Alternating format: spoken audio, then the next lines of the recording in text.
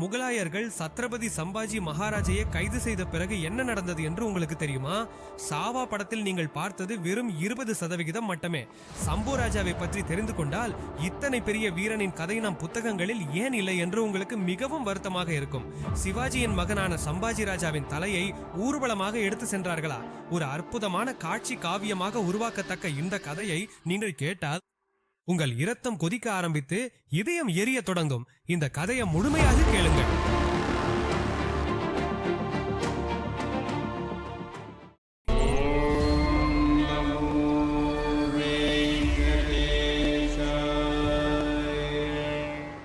முதல்ல அவருடைய மாமனார் மற்றும் மாமியார், கொங்கன் ஷிர்கேவை ஆளும் மாவலிகள், அவருடைய மனைவி ஏசுபாயின் சொந்த அண்ணன்கள் ஏமாற்றி அவனை அவுரங்கசீப் முகல் படைக்கு பிடிக்க வைத்தார்கள்.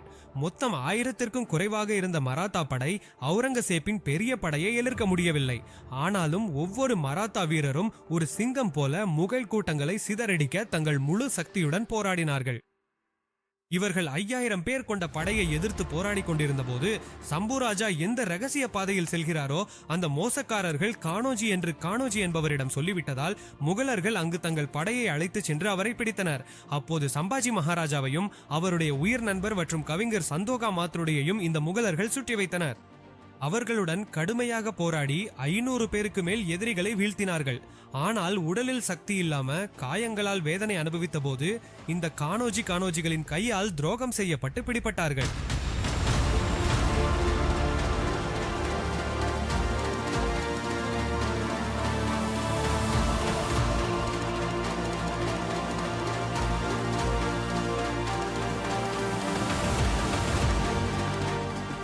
அதனால் முகல் படையின் கையில் சிக்கிக் கொண்டார்கள். அந்த படை சம்புராஜே மற்றும் கவிகலஷை அவுரங்கசீபின் முன்னால் அழைத்துச் சென்றது. அப்போது அவுரங்கசீப் அவருக்கு ஒரு முன்மொழிவை வைத்தார். நீ என் மதத்தில் சேரு, என் மகளை திருமணம் செய்து கொள், உனக்கு என் ராஜ்யத்தில் ஒரு பங்கு தருகிறேன் என்று சொன்னார். அதற்கு சம்புராஜே எந்த பயமும் இல்லாமல் இப்படி பதிலளித்தார். ஓ முகல் பாட்சா அவுரங்கசீப், நான் என் தாய்நாட்டுக்காக என் உயிரை அர்ப்பணித்த சிங்கம். பவானி தேவியின் ஆசிர்வாதத்துடன் ஸ்வராஜ்யம் கோசம் பிறந்த மராத்தியரின் ஆன்மா பெருமையை எங்கள் தந்தை சத்ரபதி சிவாஜி மகாராஜின் மகனாக உன்னை போன்ற கீழான தாழ்ந்தவர்களுடன் கைகோர்த்து ராஜ்யம் அமைத்தால் உன்னை போன்ற வழிப்பறி என்ன வித்தியாசம் இருக்கும்? அதற்கும் மேல நான் என் வாழ்நாளில் உன்னுடன் கைகோர்க்க மாட்டேன். பதிலாக நீயே என்னுடன் கைகோர்த்து மதம் மாற்றிக் கொள்ள வேண்டிய அவசியம் இல்ல. உன் தவறுகளை ஒப்புக்கொண்டு வாழ் என்று சம்பாஜி மகாராஜ் சொல்கிறார். இதை கேட்ட அவுரங்கசீப்புக்கு மிகவும் கோபம் வந்து, என்னடா நீ எப்போதும் ஸ்வராஜ்யம் என்று சொல்கிறாய், அதில் என்ன பெரியது என்று கேட்டான். அதற்கு சம்பாஜி மகாராஜ் இப்படி சொன்னார். அவுரங்கசீப், எங்கள் ஸ்வராஜ்யத்துல யாரும் தங்கள் அதிகாரத்துக்காக தங்கள் சொந்த குடும்பத்தை இவ்வளவு கொடூரமா கொல்ல மாட்டார்கள் தெரியுமா? முதல்ல நீ உன் அண்ணன் தாராஷிகோ போன்ற, அதற்கு பிறகு உன் தந்தையை 8 ஆண்டுகள் சிறையில் அடைத்து உயிரை எடுத்தாய். உன் சொந்த மகன்களையும் மருமகனையும் கொன்ற, மகளை 20 ஆண்டுகள் சிறையில் வைத்து கொன்று விட்டாய். உன்னை போன்ற கீழானவர்களுடன் நான் சத்ரபதி சிவாஜியின் மகனாக கை கொடுப்பேனா? இந்த வார்த்தைகளை கேட்டதும் அவுரங்கசீப்புக்கு பயங்கரமான கோபம் வந்தது. இவரது மரணம் அனைவரிடமும் பயங்கரமான அச்சத்தை ஏற்படுத்த வேண்டும் என்று தனது படைக்கு உத்தரவிட்டான்.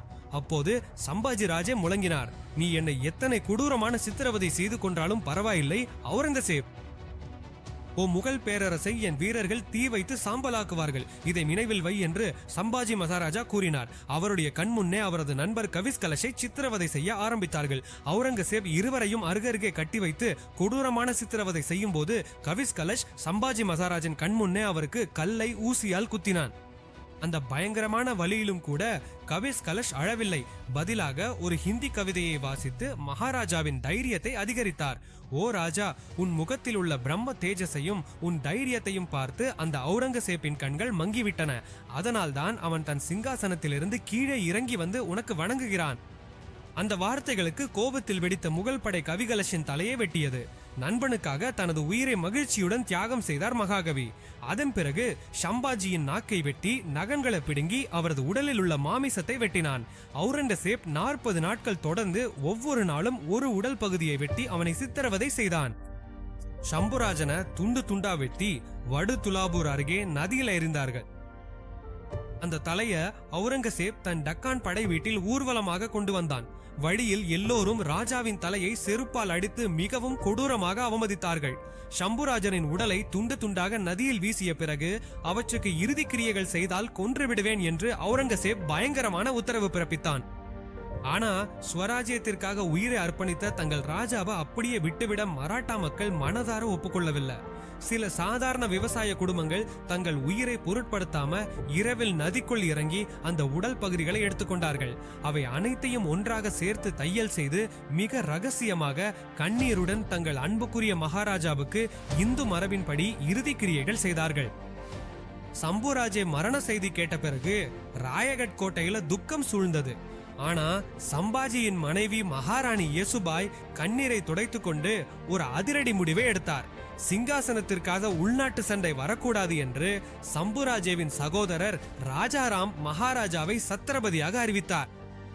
ராஜாராம், நாங்கள் எல்லோரும் இங்கேயே இருந்து முகல்களுடன் போராடி கைதிகளாக ஆகிவிடுவோம். ஆனால் நீங்கள் மட்டும் யாரும் பார்க்காம இங்கிருந்து தப்பித்து ஸ்வராஜ்ய போராட்டத்தை தொடருங்கள் என்று பொறுப்புகளை ஒப்படைத்தார். தன் கணவர் இறந்துவிட்டார், தன் எதிரிகளுக்கு கைதியாக மாறப்போகிறார் என்றாலும் ஸ்வராஜ்யத்திற்காக இயேசுபாய் செய்த தியாகமே மராத்தா சாம்ராஜ்யத்தை மீண்டும் எழும்ப செய்தது. அந்த தியாகத்திற்கு தன் அண்ணனின் மரணத்திற்கு பழிவாங்குவதற்காக சத்ரபதி ராஜாராம் ராஜே போன்சிலே ஒரு சிங்கம் போல எழுந்தார். அவுரங்கசீப்பின் பைத்தியக்கார நாய்களை நாடு முழுவதும் 20 ஆண்டுகள் ஓட வைத்து அவனை உறங்க முடியாதபடி செய்து முகல் சாம்ராஜ்யத்தை முற்றிலும் அழித்தார். முதல்ல சம்புராஜாவுக்கு பின்னால் துரோகம் செய்தவர்களை கடுமையா தண்டித்தார். மக்களுக்கு எந்த துன்பமும் இல்லாம கடவுள் போல எந்த மதம் எந்த ஜாதி என்ற வேறுபாடும் இல்லாம தன் குழந்தை போல பார்த்து கொண்டார். அவருடைய ஆட்சியில் எங்கும் மாடுகளை கொல்வது நடந்ததில்லை. பெண்களை பவானி தேவியின் உருவமாகவே பார்த்தவர்கள். ஒரு 1689ஆம் ஆண்டு சங்கமேஸ்வர் காடுகள்ல பிடிபட்ட போது சம்பாஜி மகாராஜாவை உயிரும் மரணமும் நடுவில் நிறுத்தி ஒரே ஒரு கேள்வி கேட்டார்கள். மத மாறுவாயா என்று கேட்டபோது அவரது உடல் உடைந்தது, கண்களில் ரத்தம் வழிந்தது. ஆனால் ஆன்மா மட்டும் வளைந்தது இல்லை. மரணம் நேரில் நின்ற போதும் தர்மத்தை விற்று வாழும் வாழ்க்கை எனக்கு வேண்டாம் என்று கூறினார். அன்று ஒரு ராஜா மட்டும் இறக்கவில்லை, ஒரு ஜுவாலை எழுந்தது. அதனாலதான் அவரது கதையை கேட்கும் போது நம் கண்களில் நீர் வரும். ஏனென்றால் அது வெறும் வரலாறு அல்ல, நம் ஆன்மா மரியாதைக்காக இரத்தத்தால் எழுதப்பட்ட வீர காவியம்.